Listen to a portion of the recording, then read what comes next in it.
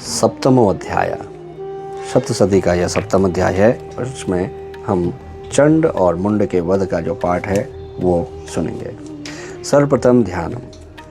ओम ध्यायेयं रत्नपीठे शुककलपठितं शृण्वन्ति श्यामलांगीं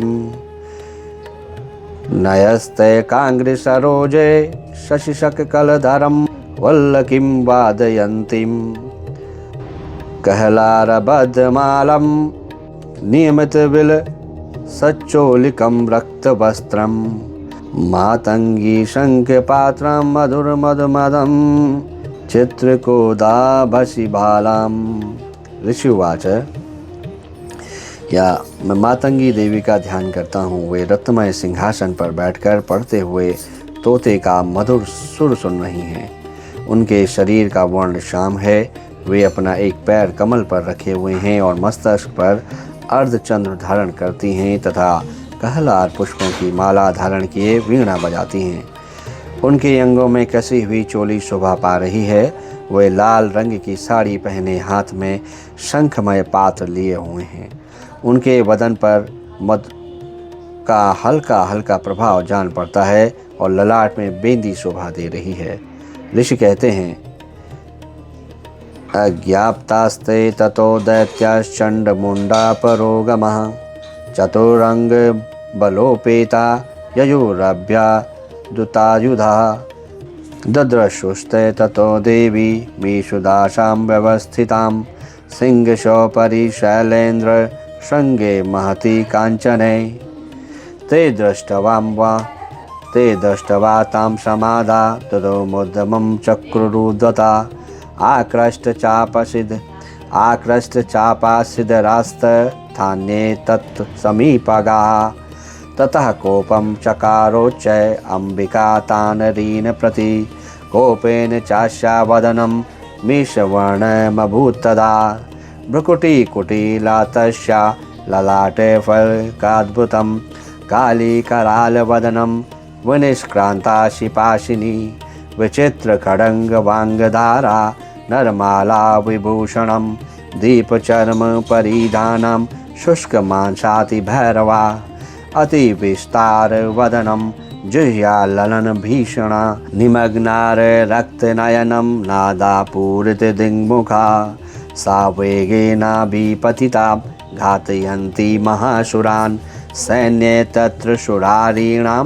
भक्षयाते तद्बलम् पार्षिणाग्राहाङ्कुश ग्राह्योदघण्टा समन्वितां समादाय एकहस्तेन मुखे चिक्षेपवारणान् तथैव योधं तुरगे रथं सारथिना सह निक्षिप्य वक्ते दशनैश्चर्य यन्तयति भैरवम् एकं जग्राह केशेषु ग्रीवायामथ चापरं पादेनाक्रम्य चैवान्या मुरुषान्या अपोथयत्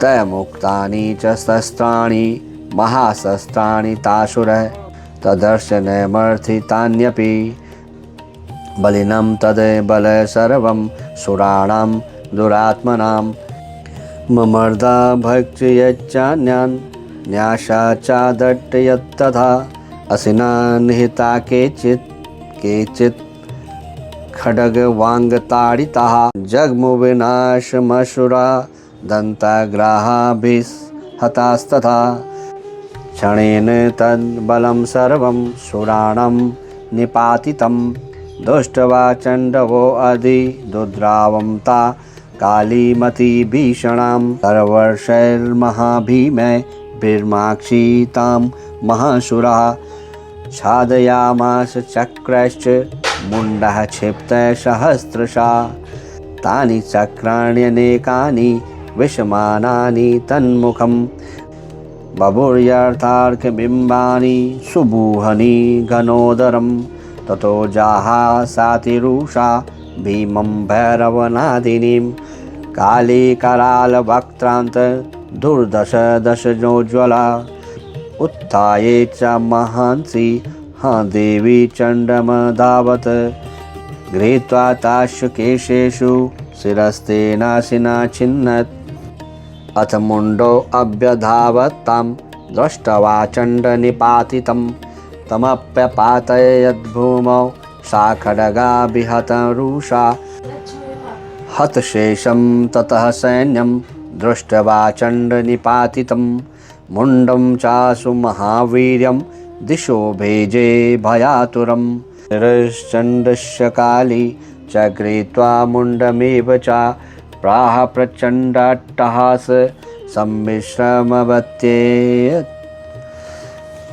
प्राह प्रचण्ड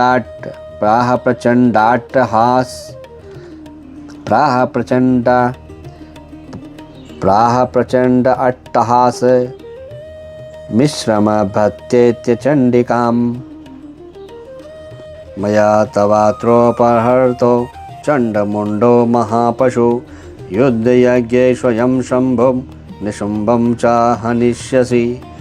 ऋषिवाच तवानीतो ततो दृष्ट्वा चण्डमुण्डो महाशुरो उवाचिं कालीं कल्याणी ललितं चण्डिकावचा यस्माच्चण्ड च मुण्डं च गृहीत्वा तत्त्वमुपागता चामुण्डेति ततो लोके ख्याता देवी भविष्यसि।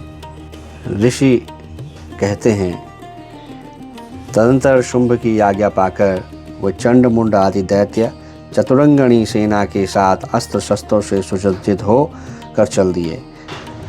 फिर गिरिराज हिमालय के सुवर्णमय ऊंचे शिखर पर पहुंचकर उन्होंने सिंह पर बैठी देवी को देखा।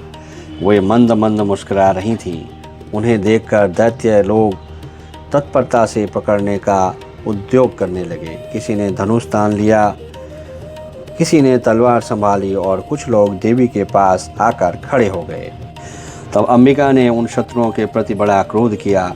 उस समय क्रोध के कारण उनका मुख काला पड़ गया, ललाट में भौहें टेढ़ी हो गईं और वहां से तुरंत विकराल मुखी काली प्रकट हुई जो तलवार पाश लिए हुए थी। वे विचित्र खड़ंग वांग धारण किए और चीते के चर्म की साड़ी पहने नर मुंडों की माला से विभूषित थीं। उनके शरीर का मांस सूख गया था, केवल हड्डियों का ढांचा था जिसमें वह अत्यंत भयंकर जान पड़ती थी। उनका मुख बहुत विशाल था, जीभ लपलपाने के कारण वे और डरावनी प्रतीत होती थी। उनकी आंखें भीतर को धसी हुई और कुछ लाल थीं। वे अपनी भयंकर गर्जना से संपूर्ण दिशाओं को गुंजा रही थीं। बड़े बड़े दैत्यों का वध करती हुई वे कालिका देवी बड़े वेग से दैत्यों की सेना पर टूट पड़ी और उन सबको भक्षण करने लगी। वे पार्श्व रक्षकों, अंकुशधारी महावतों, योद्धाओं और घंटा सहित कितने ही हाथियों को एक ही हाथ से पकड़कर मुंह में डाल लेती थी। इसी प्रकार घोड़े, रथ और सारथी के साथ रथी सैनिकों को मुंह में डालकर वे बड़े भयानक रूप से चबा डालती थी।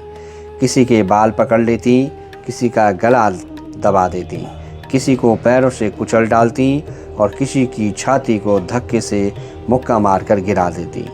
वे असुरों के छोड़े हुए बड़े बड़े अस्त्र शस्त्र मुंह से पकड़ लेती और रोष में भरकर उनको दांतों से पीस डालती थी। काली ने बलवान एवं दुरात्मा दैत्यों की वह सारी सेना रौंद डाली, खा डाली और कितनों को मार भगाया।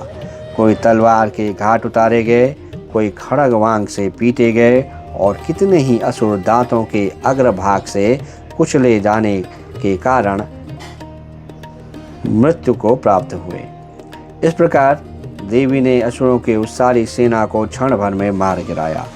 यह देख चंड उन अत्यंत भयानक देवी काली की ओर दौड़ा तथा महादैत्य मुंड ने भी अत्यंत भयंकर बाणों की वर्षा से तथा हजारों बार चलाए हुए चक्रों से उन भयानक नेत्र वाली देवी को आच्छादित कर दिया।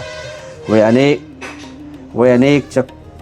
अनेक चक्र देवी के मुख में समाते हुए ऐसे जान पड़े मानो सूर्य के बहुतेरे मंडल बादलों के उदर में प्रवेश कर रहे हों।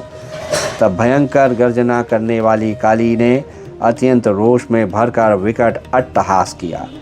उस समय उनके विकराल वदन के भीतर कठिनता से देखे जा सकने वाले दांतों की प्रभा से वो अत्यंत उज्ज्वल दिखाई देती थी। देवी ने बहुत बड़ी तलवार हाथ में ले हांग का उच्चारण करके चंड पर धावा किया और उसके केश पकड़कर उसी तलवार से उसका मस्तक काट डाला।